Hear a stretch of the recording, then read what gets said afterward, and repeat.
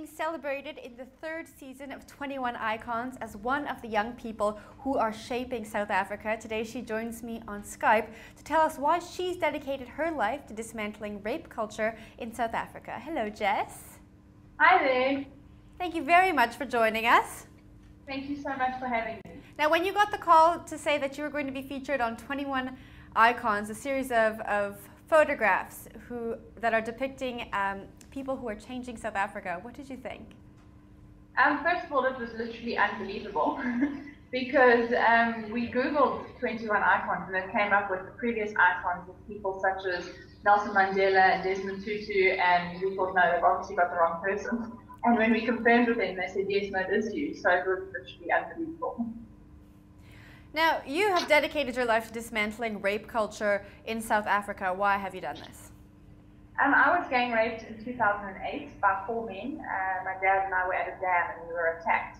And from that whole experience, I found that I had so much support afterwards, but I still felt so alone and so scared. So I wanted to create a foundation so that we could be that someone for people who have no voice. What's it like for you to speak about that time? It must have been really hard for you, and I know you speak about it often, so what's it like to remember that?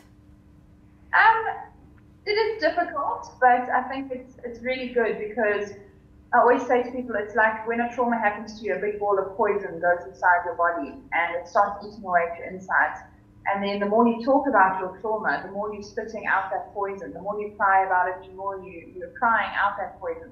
So the smaller and smaller the ball of poison gets until eventually you just left with the scar. Tell us about crying out that poison. What was life for you like after 2008? I think it changed drastically, obviously. I wanted to be a photographer. And yeah, now I'm full-time with the foundation. And it really has been an incredible journey to be able to meet some incredible fellow survivors, to watch people transform from being a victim into a survivor, to be able to help so many other causes with our different projects, to be able to educate the communities. It really has been an incredible journey. Tell me about the Jes Foord Foundation. What do you do for victims and survivors of rape in South Africa? We work towards restoring lives after rape through education, awareness and support. And we do this through various projects. One of our main projects is our handbag project, where we collect second-hand or new handbags and we fill them with toiletries, shampoo, conditioner, toothbrush, toothpaste, sanitary pads, etc. and a note explaining where you can go for counselling and what the process is for counselling. And we work with different organisations, Tutu centres, police stations, where we deliver these handbags. So after someone has been raped, once they have been examined and gone through the evidence collection process, they are given these handbags to then help them get clean on the outside so they can then start counselling and start the process of getting clean on the inside. Tell me about rape culture in South Africa. I think it's very similar all over the world. It's obviously a horrible thing, and there are very different types of rape. I think majority of rapes at the moment in South Africa are rapes of where the perpetrator is actually known to you. I think it's sitting around about 70% of rapes the person is known to you. So it's a stepfather, an uncle, a neighbor, a brother. Those sorts of rapes are happening quite often at the moment. Whereas I think the majority of South Africans assume that the rapes that are happening around them are all crime related, house robbery or hijackings, etc. But it's actually not. Does there need to be more education around rape? Definitely. That's another one of our projects. We go into the rural areas and we educate at schools. We also do private schools. We do any schools, any area, any community, educational talks. What is rape? Because so many people don't even know what rape is in the first place. They just sort of hear the word and they shudder, but there's so much more to it that people need to know and understand, so that if unfortunately it does happen to them or someone that they know the process to follow afterwards. And so I think education is a huge, huge thing that really needs to be stepped up. Well, you said people shudder at the word but don't really know what it is. What are some common misconceptions that you've heard from people when you're doing these outreach programs? I think immediately when people hear the word rape, they think it's sex.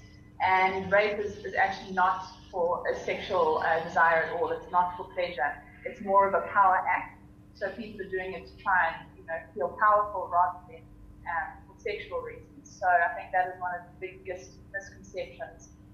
Another one that we're dealing with quite a lot at the moment is marital rape, where women don't understand that a husband can actually rape you. So the husband comes home from drinking too much and he decides he would like to have sex with you and you say no and he does it anyway, that it's still considered rape, which is a lot of people don't realize that.